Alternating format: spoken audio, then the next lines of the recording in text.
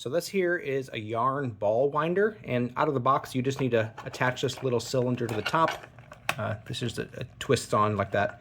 Then you're going to put your yarn on here to start winding it into a ball, thread it through this metal piece. Of course you want to attach this to a desk first so that you can very easily keep it stable and that kind of thing. But yeah, then you just start winding it using this lever here, and it winds all of your yarn into a nice little ball that you can use for all of your yarn crocheting or knitting creations.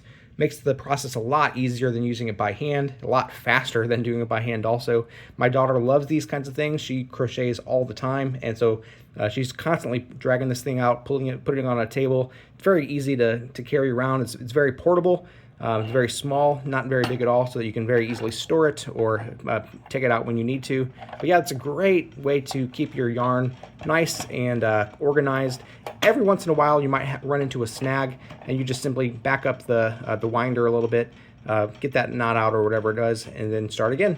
And then you end up with a nice little cone that you can use for crocheting or whatever, and it just keeps your yarn so much more tidy. My daughter loves these things. She definitely recommends them. Good deal. Makes a pretty little cake. Yep. If you'd like to purchase it, there's a link in the description. We get a small commission and it would really help us out. Hey, my name's Chris, and with my wife Abby's help, we're on a quest to review literally everything. They tell me that I'm never gonna make it. They want me to do something that could make sense.